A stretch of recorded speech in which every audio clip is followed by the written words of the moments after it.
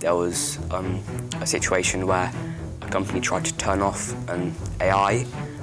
It didn't turn off, it stopped itself from being turned off.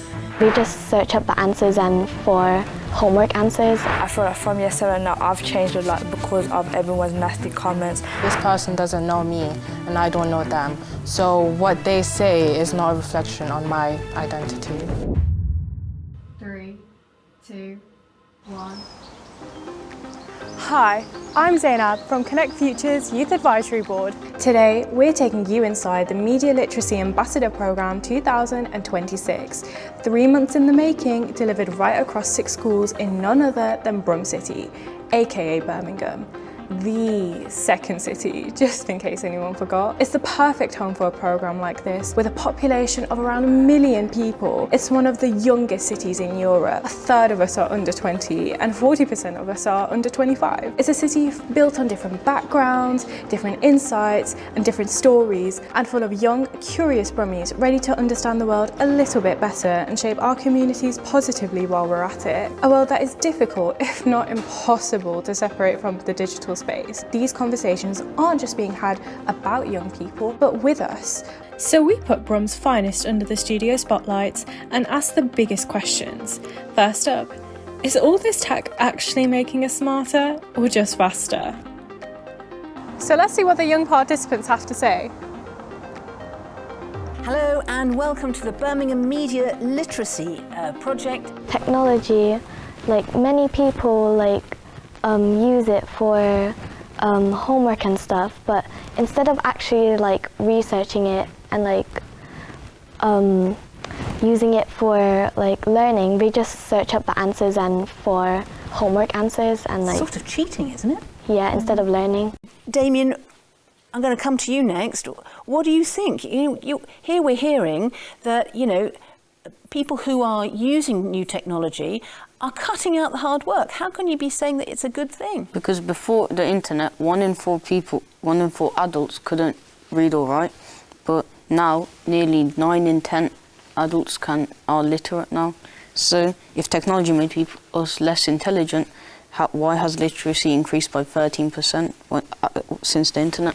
Often people use those, they don't actually learn it, they just use it to autocorrect if it's spelling, for example, or fact check. But have they then learnt that, or have they just covered their tracks, if you like? Thing to him, so you could use Google or AI to fact check what you got wrong, so that way you could also improve and focus on things that you got wrong.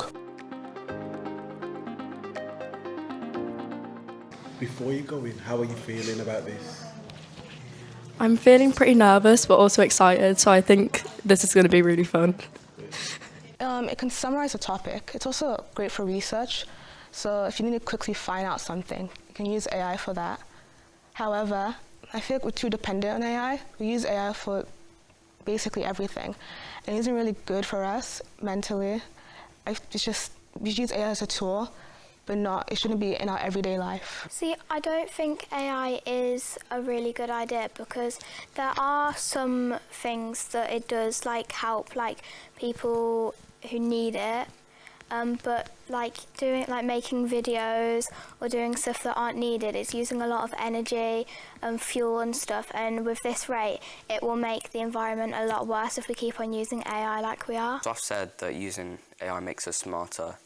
It's making AI smarter. There was a situation where a company tried to turn off an AI.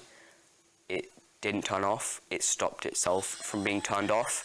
And if it's gaining self-preservation, then... So it's a bit worrying, isn't it? Yeah. But I think there are a lot of misconceptions. For example, there's a theory that AI is stealing water off the polar bears.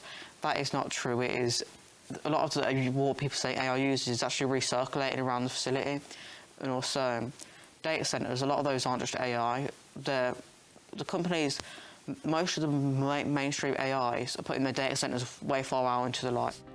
But not every debate is about machines. Some are closer to home. What we wear, how we look, and who gets judged.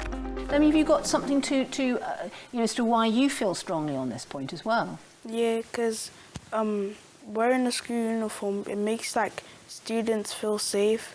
like safer in the environment, and like it helps teachers to like spot the difference between like students and strangers. Well, some people might get judged for what they wear, but that's not the only reason people can get bullied. It could be because of their race, their hair, some things that they cannot actually control. Like, especially when you just start secondary, like, obviously everyone thinks like they need to look like this, you need to look like that, and if you don't look like that, then you just get talked down on a lot.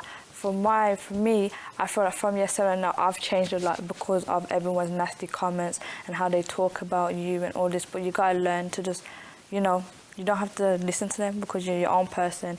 You're gonna be able to help yourself in the future. They're not gonna be there. So, and it's life, it happens. You just gotta learn to move on.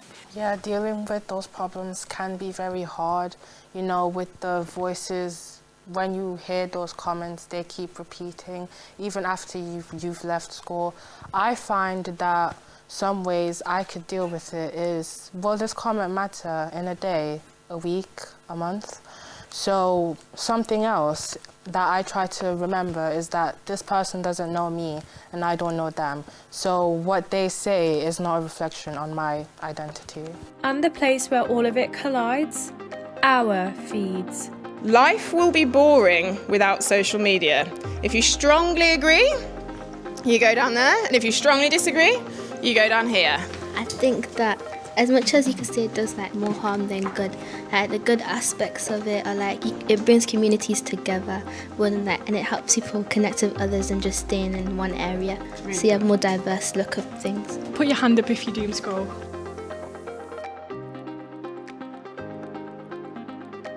We started to talk about the addiction on our phones, what needs to stop, showing kids to use social media properly, and it's good to have a family time, but it's not good to isolate yourself on it. Here we stick the picture of Keir Starmer. This is to represent the social media ban, which links to technology. Yeah, it was fun. A bit nervous at the beginning, but I did relax and I enjoyed it. It was good. I'd say the most valuable part to me is coming here and then being given the opportunity to come on camera. So it's not just that, but being here also gives you the time to build real life experiences and skills, also to put on your resume. And also to add on to that, it made us feel that since not everyone was chosen, it's something important, and we're very thankful that we got to experience it. What has been your favourite thing so far? I think it was the interview part, because we were questioned and you challenged your knowledge, so it makes you think on the spot, it helps you develop skills. To not be influenced by the idealised societal expectations and just be yourself. 3 months ago, most of us have never been near a studio. Look at us now.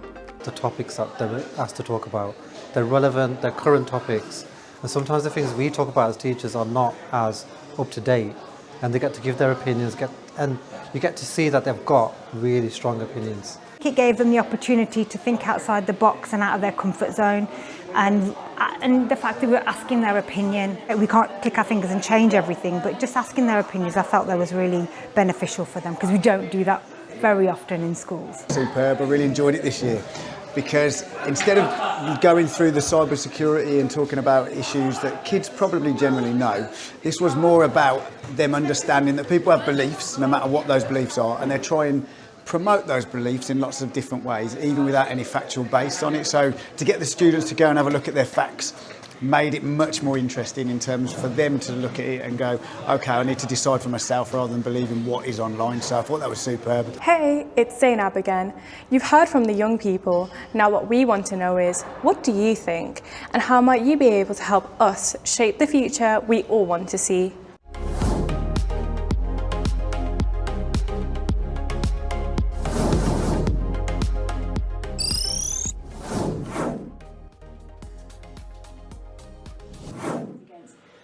We'll leave the argument for now, and thanks very much for watching. Cut. Well done, everybody. Okay, well done, everyone. Fantastic. Those facts and figures coming.